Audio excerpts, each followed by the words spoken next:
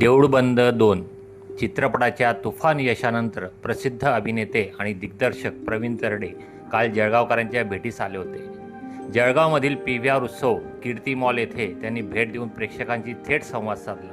ही खूप चांगली गोष्ट आहे, कारण राजा शिवाजी आणि त्यानंतर लगेचच देऊळबंद 2 सलग 2 चित्रपटांनी मिळून 40 दिवसाच्या आत 250च्या आसपास आपण आलो. व्यवसाय 200-250 करोड. तर हा मराठी चित्रपटसृष्टीचा विजय आहे. आणि देऊळबंद ज्या पद्धतीनं लोकांनी स्वीकारला, कदाचित महाराष्ट्रातील लोकांना त्यांना जे आजवर हवं होतं कदाचित ते सिनेमात दिसलं. मग ती स्वामी भक्ती असेल, शेतकऱ्यांचा प्रश्न असेल, सामाजिक भान जपणारा विषय असेल, मोहन जोशी स्नेहल तरडेचा अप्रतिम असा अभिनय असेल, प्रशांत मिसळेचं सिनेमॅटोग्राफी असेल, मयूर हदस एडिटिंग असेल, थोडक्यात काय तर प्रत्येकाला जे हवं होतं ते या सिनेमातून मिळालं. तुम्ही जी व्यवस्था दाखवलेली आहे शेतकऱ्यांप्रती सरकार ज्या पद्धतीने लवकराची परिस्थिती महाराष्ट्रात सध्या तरी आहे, काय वाटतं तुम्हाला? मी असं काही सिनेमात दाखवलेलं नाही. सिनेमा असल्या गोष्टींवर माझं नाही, माझ्याकडे एवढा वेळ पण नाही. मी काही कोणी रिकाम टेकडा लेखक दिग्दर्शक नाही की सूड बसलोय कुणावर हे टीका करत. माझं काम सिनेमा करणं आहे, जो मी अप्रतिम असा केला आहे. आणि माझा सिनेमा शेतकऱ्यांच्या आत्महत्या थांबवायला मदत करेल. त्यामुळे मी एक लेखक दिग्दर्शक कलाकार आहे, माझं काम सिनेमा बनवणं. सर, तिथे स्वामी शेतकऱ्याला वाचवण्यासाठी येतात, मदत करतात, मात्र प्रत्यक्षात देखील शेतकऱ्यावर तशाच पद्धतीचं संकट या ठिकाणी अनेक शेतकऱ्यांच्या महाराष्ट्राभर आत्महत्या होत आहे. काय सांगाल याबद्दल सरकारने? काय आव्हान शेतकऱ्यांना एकच आवाहन करेल की आपल्या 7 पिढ्या नाही, मागच्या 70 पिढ्या आपले बापदादे हे शेती करतच आजपर्यंत आले. त्यांनी अनेक आव्हानांना अडचणींना तोंड दिलं म्हणून आज जन्माला आलो आपण सगळे. जर आपलेही बापदाद्यांनी त्यावेळी आव्हानांना संकटांना कंटाळून आत्महत्या केल्या असत्या तर आज आपण कुणीच जन्माला आलो नसतो. त्यामुळे आव्हानं आणि संकट प्रत्येक काळात प्रत्येक वेळी वेगवेगळ्या पद्धतीने येतच असतात. त्या आव्हानांना तोंड देऊन पुढं जाणं हे आपल्या प्रत्येकाचं काम आहे. उद्याची सकाळ मस्त आहे, ती उगवण्याची आपण वाट पाहिजे. परदेशामध्ये राज्यभरात चित्रपटाला चालण्यामध्ये काय असं वाटतं, एक स्वामी कृपा आहे काय बघा? बघा कसं असतं, स्वामी कृपा त्याच वेळी तुमच्यावर होते ज्यावेळी तुमची कर्म चांगली असतात, तुमचे प्रयत्न सर्वश्रेष्ठ असतात. मी आणि माझ्या चित्रपटाच्या तंत्रज्ञांनी कलाकारांनी प्रयत्न खूप ताकदीचे केले आणि ते इतके ताकदीचे केले की त्या प्रयत्नांना रिस्पेक्ट देण्यासाठी आमच्यावर स्वामी कृपा आहे. सर, हा विषय जो आहे सामाजिक विषय हाताळण्याची नेमकी आपल्याला संकल्पना कशी शकते या संदर्भात काय सांगणार की इतका मोठा विषय आपण अशा पद्धतीने हाताळला की त्याला पूर्ण खूप प्रतिसाद मिळतो आहे? नाही, सामाजिक विषय हाताळण्याची संकल्पना सुचण्याचा विषयच नाही. मी आजपर्यंत जेवढे सिनेमे केले ते सामाजिक विषयांच्या संदर्भातच आहे. माझा आजपर्यंत कुठलाही सिनेमा हा निव्वळ मनोरंजनासाठी झालेला नाही. त्यातनं काहीतरी आपण समाजाचं देणं फेडलं पाहिजे त्याचा आमचा प्रयत्न असतो.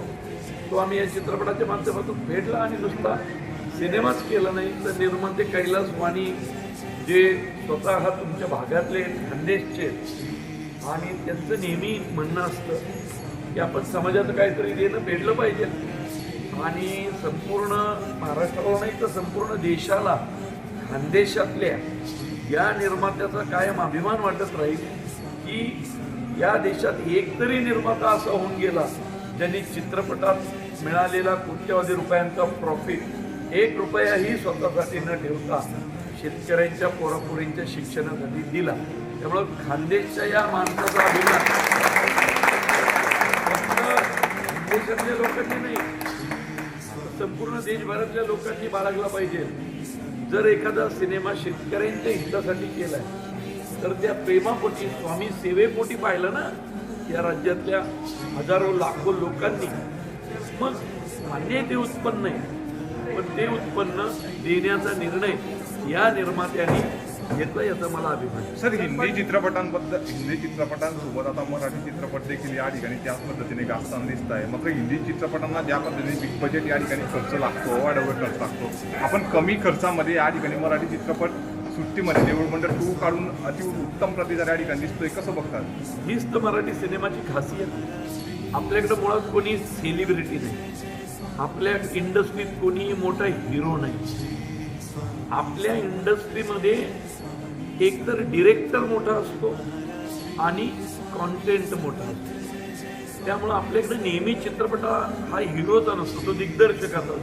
तुम्ही नीट बघा, महेश मांजरेकरांचा शिवाजीराजे भोसले गाजला, नागराज मंजुळेचा सैराट गाजला, रितेश देशमुखांचा वेड आणि राजा शिवाजी गाजला, प्रवीण तरडेचा मुळशी पॅटर्न आणि देऊळबंद गाजला.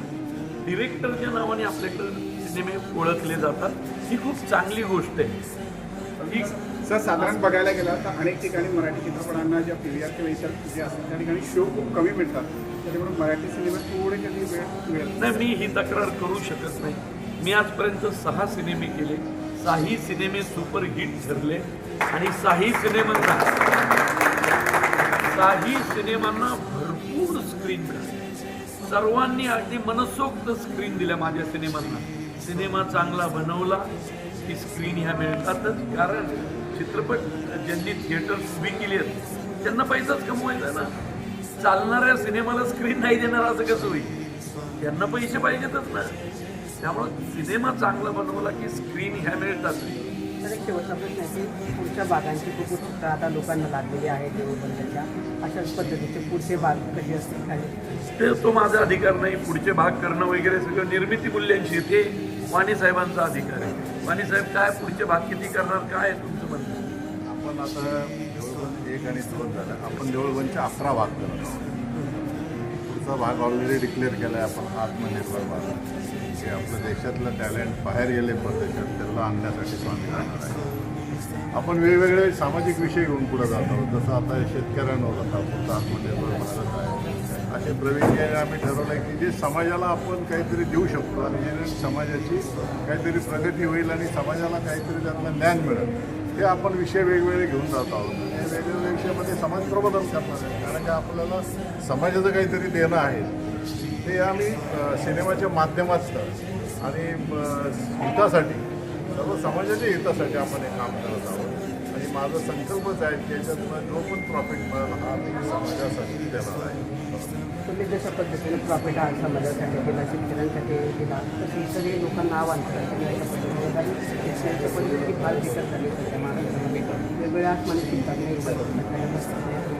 शेतकऱ्यांसाठी धावणारा भाज्याचा नाही, ते धावून ते यायलाच पाहिजे. आता कसं आहे, समाज प्रबोधन हे होते.